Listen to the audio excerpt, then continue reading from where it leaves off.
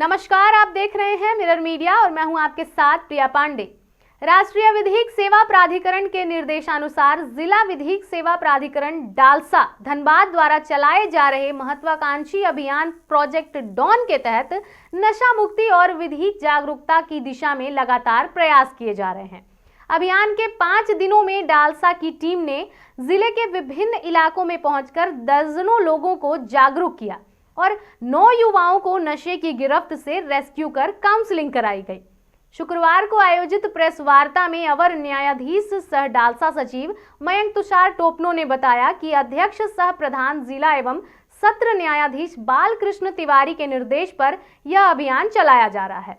DALSA का मानना है कि न्याय केवल अदालतों तक सीमित नहीं है, बल्कि अंतिम व्यक्ति तक पहुंचाना ही प्रोजेक्ट डॉन का उद्देश्य है। तो चलिए सुनाते हैं हम आपको क्या कुछ कहना है डालसा सचिव का।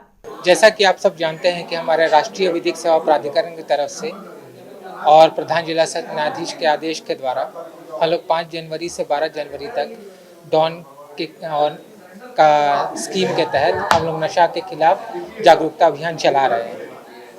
हम लोग शुरुआत किए थे 5 जनवरी से। तो अभियान का शुरुआत में हम लोग सबसे पहले मलिन बस्तियों में गए थे। यहाँ PLB और LADCS के माध्यम से टीम से हम लोग नशा मुक्ति के प्रति जागरूकता अभियान चलाए थे। दूसरे दिन हम लोग पूरी तरीके से महिलाओं के ऊपर केंद्रित किए थे। नशे के खिलाफ के कारण जो घरेलू हिंसा होता है, उनके कारण जो शोषण होता है, उनसे जुड़े सारी कानूनी बातें जो कानूनी डोमेस्टिक वायलेंस वगैरह सब होते हैं, तो आंगनबाड़ी सेविकाओं के द्वारा मदद के केंद्रों के द्वारा आंगनबाड़ी सेविकाओं के द्वारा उनके मदद से हम लोग सारा जितने भी इस तरीके के जो मरीन बस्तियां हैं वहाँ पर जाके हम लोग जागरूकता फैलाए थे। तीसरे दिन हम लोग मंडल कारा में भी गए हैं।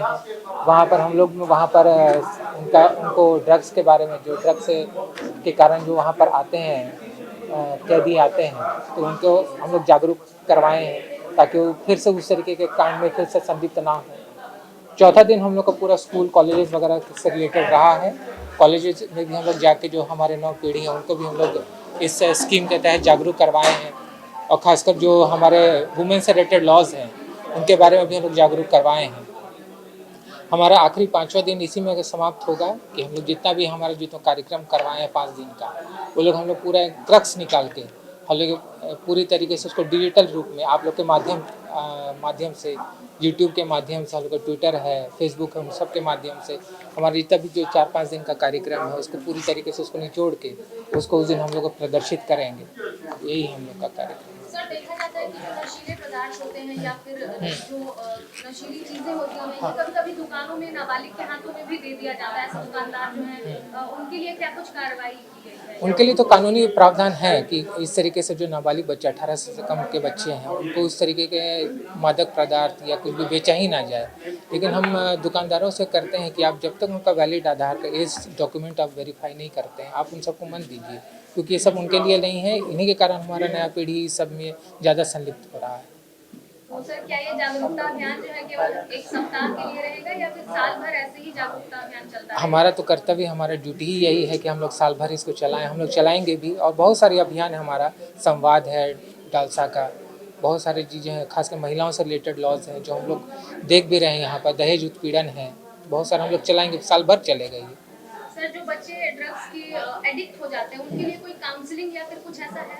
काउंसलिंग है, और यहाँ पर काउंसलिंग का प्रावधान है। और बोकारो में बहुत सारे हमारे इंस्टीट्यूशंस है जो रिहैब सेंटर्स हैं, वहाँ पर हमारे 9 बच्चों को भी हम लोग इस तरीके से आइडेंटिफाई किए थे और उनको वहाँ भेजा गया है ताकि वो फिर से हमारे मुख्य धारा में जुड़ पाए। यहाँ आपको बता दें, अभियान के दौरान ग्रामीण क्षेत्रों, मलिन बस्तियों, आंगनबाड़ी केंद्रों, जेल, स्कूल, कॉलेज और रेलवे प्लेटफॉर्म पर जागरूकता शिविर लगाए गए। नशे के दुष्प्रभावों, घरेलू हिंसा, महिलाओं के अधिकार और मुफ्त कानूनी सहायता की जानकारी दी गई। इस मुहिम में जिला प्रशासन का भी अहम सहयोग मिला है। डालसा द्वारा रेस्क्यू किए गए युवाओं की चिकित्सीय परामर्श और आवश्यक दवाएं उपलब्ध कराई गई हैं। यह अभियान 12 जनवरी तक जारी रहेगा। फिलहाल इस खबर में इतना ही। हम फिर लौटेंगे कुछ प्रमुख खबरों के साथ। तब तक के लिए देखते रहें मिरर मीडिया।